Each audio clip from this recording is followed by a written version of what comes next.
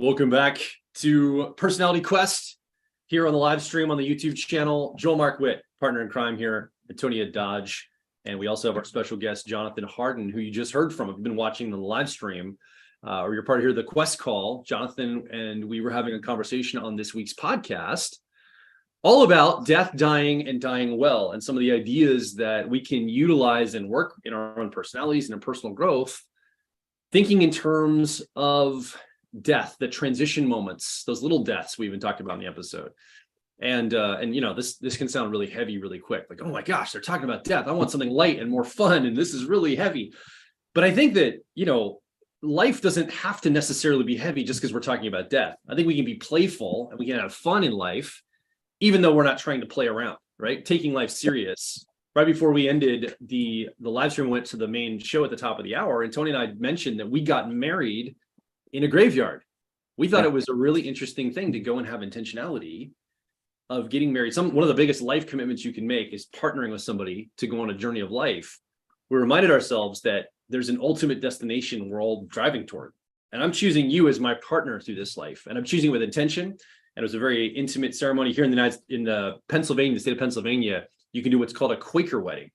So there's this provision in the state, because we have a lot of Quaker faith backgrounds. They have a provision in the law that allows you to basically not have an officiant, like have somebody that officiates the ceremony. You can do that for yourselves. You can marry yourselves.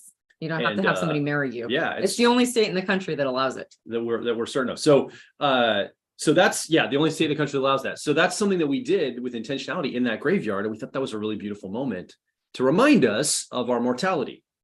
But I don't think thinking about our mortality has to be so heavy. And Jonathan, I think you brought a lot of perspective to that on today's show, and I really appreciate that perspective. You are serious and sober-minded around it, but you do have an opening about it. You have a lightness around it, accepting of it, which I appreciate about you. Well, I think you can notice a couple patterns in life, and that brings levity to it. One of the stories that came to my mind is, working hospice care, it can bleed over into the rest of your life, and it can be sad. But I remember there's this one time where I was going on call, so I would come home, and during dinner, I'd have to go back out on call to attend to someone. And that's just part of hospice care. You are on call sometimes. You have to go out at evening in the middle of the night. And my 3-year-old daughter at the time patterned that if I took off my scrubs when I got home, I was actually here to stay. But if I kept my scrubs on, she patterned that at any moment he's going to leave during the evening. And so she got into the habit of, when she greeted me at the door, she would say, "Dad, take off your work shirt." And it became this really fun ritual of just like, I'm now taking off this persona of a hospice nurse, and I'm just Dad. And it gave my kids great comfort to know that if I wasn't wearing scrubs, I was here to stay. And so I think, even something heavy like that can actually teach you how to do self-care. It can teach you how to have work-life balance. It can teach you how to be present with your family and connect when those moments happen. Yeah. Yeah. Thank you. Yeah. I think the concept of death helps us. We mentioned it multiple times on the podcast, but it's really about, because we're not dead, we're just talking about it. And so for us, it's how are we going to live better before that happens? And it is a sobering thought that's like there's always an end game, right? In the quest calls, we've been talking about journeys. We've been talking about, like the quest of life and the hero's journey, but there's always an end game, and there needs to be, otherwise it's not satisfying. I don't know if anybody's ever been a part of like a tabletop RPG group or a, like any sort of like online gaming group, but you're having so much fun. You just want it to keep going.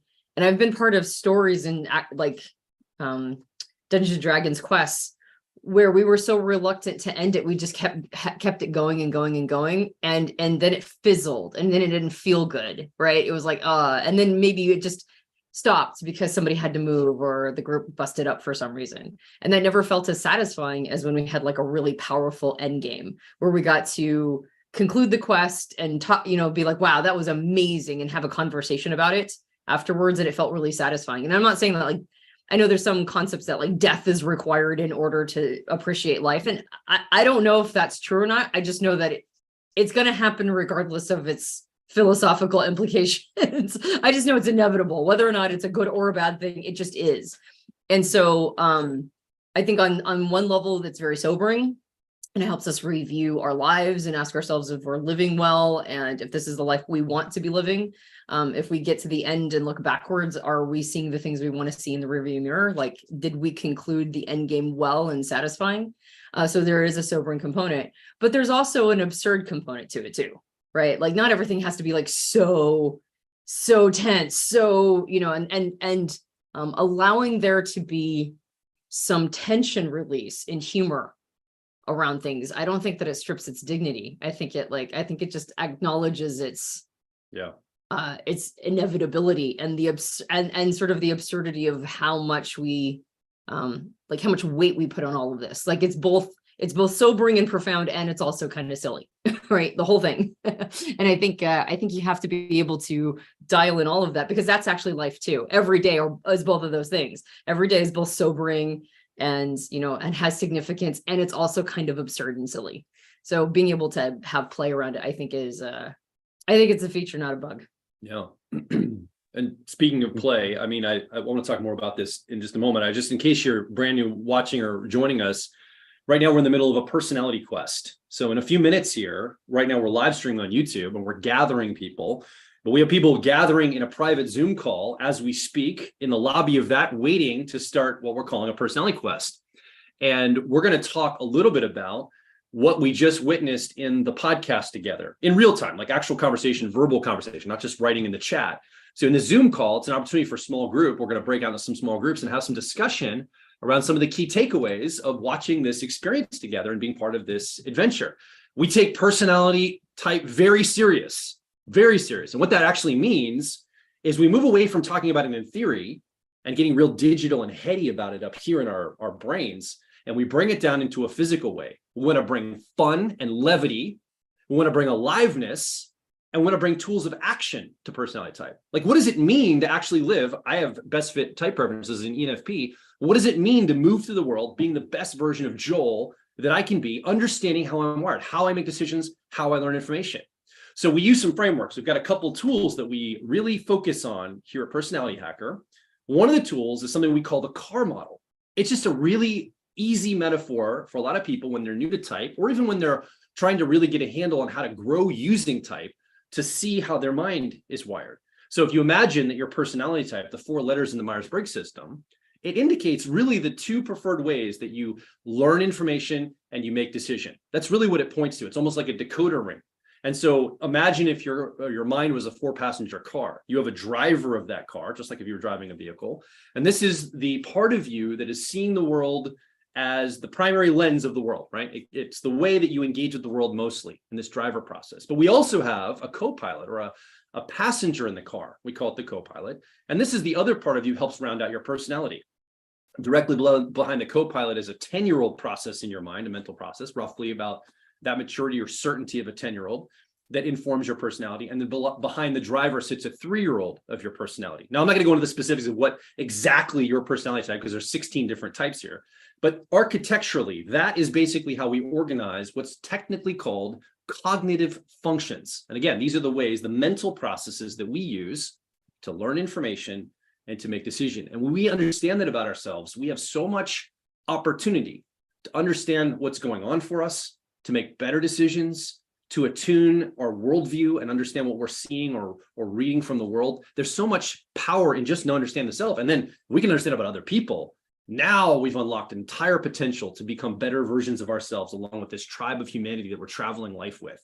So each week we're gathering folks like you together here on YouTube, and then a private Zoom call right after that for people that are part of the program, the Quest program, which you can also be a part of, to talk about these ideas. How do we make personality types come alive in our lives, really, in a real way? And we want that for you. We want it to be fun, engaging, and a real experience of growth for you using type for that. So if you want to be part of this week, starting this week and forward, you can get a 30-day access to this program, personalityhacker.com/quest. We'd love to be part of this if you'd like. You can keep it going ongoing, or you can just join for 30 days and try it out, see what you like. Every Sunday we meet here on YouTube Live, and then we go into that private Zoom call, which we're going to be going into in just a few moments here. This week, we've also had Jonathan on talking a little bit about death, dying, and his work in hospice. And so we're going to go into some of those concepts next in the Quest call. Last week, we had a survey, though. I just want to quickly go over the survey from last week. We mentioned here on the live call. Christian Rivera was hosting, one of our hosts here on the Quest. And they put out a survey. Him and our producer, Karina, asked, do you feel you're making an impact in the world that you want? Right? And so we had the question, the answers were yes, or the second one was no, but I know what I need to do to get there. The third answer was no, and I don't know what I need to do to get there. And the fourth answer would be no, I don't know what my impact can be. Maybe you don't even have an idea what your impact could be, or something else you could leave in the comments. So that was last week's survey. And we had, I think the highest answer was number 2, 40% of respondents said, no, but I know what I need to do to get there. So it sounds like a lot of people have a sense of what their purpose is here, what they love to contribute, what the impact they want to make in the world, but they're not necessarily certain on which path that might be or what that impact could specifically be. So maybe we'll create some content around that on the future quests or something. I think that'd be really interesting. This week, we released a survey kind of in alignment with what we talked about on the podcast today, based on your personality type. And also we can leave this, we can send this out in the live chat. Maybe Jonathan, Christian, or Karina, or even Antonia, would you be willing to put this in the live chat again, just to remind people? Based on your personality type, how do you imagine the end of your life? Based on your personality type, how do you imagine the end of your life? And then you can also let us know your personality type in the comments. Some of the answers are, I want to die alone. I want to die surrounded by people. Thinking about death gives me anxiety and I hate it. I'm expecting that to be the highest answer of all of them, quite frankly. I don't know, but I'm expecting that to be the number one. And then the final answer could be, I'm not sure. And then we have an option for other. You can share your specific idea of what you think it's going to be like for you based on your personality type.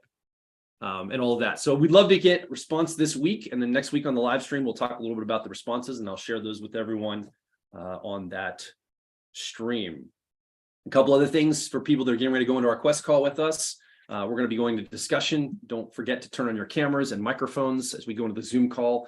We want everyone to be in groups of 3 or 4 people to be able to talk with each other initially out of the gate, to lean forward, open up energies. The idea here is that you'll meet new people. Everyone I can see gathering on the screen. You can, if you're watching the live stream, you can't see everybody's faces, but there's people gathering on Zoom right now to talk with us and also each other in small group format, and also here on the live session. So we're going to be spending about 90 minutes together in just a moment.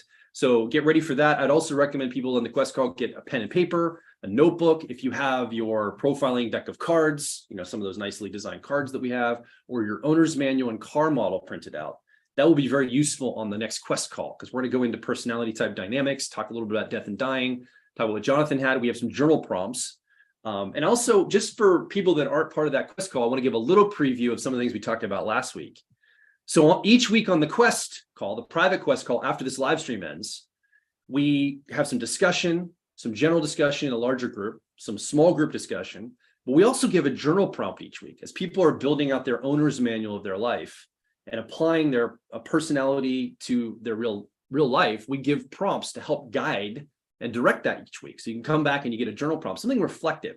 And then we also give a Quest challenge each week, something to go out and test in the real world in your life and come back and report the findings of.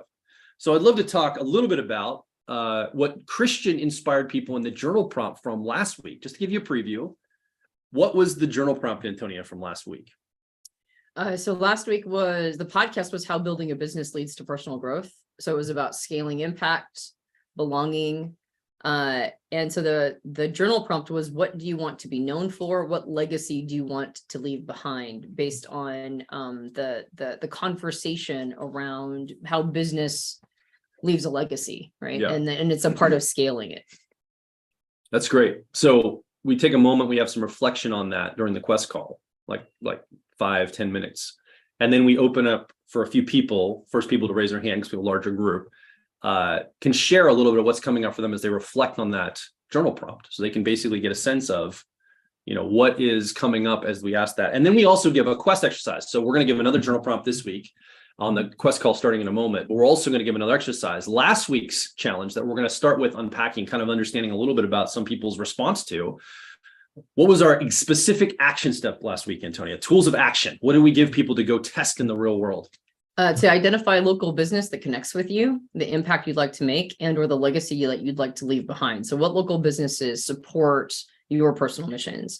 and how can you support that endeavor, their endeavors, and then take the first step. Yeah. So like in my town here in Gettysburg, I live in Gettysburg, Pennsylvania. It's a very historic town here in the United States. It was the site of a very pivotal battle during what was called an American Civil War, in case you're from overseas. We had some conflict internally here in the 1860s. In 1863, there was a battle fought here in the town I live in.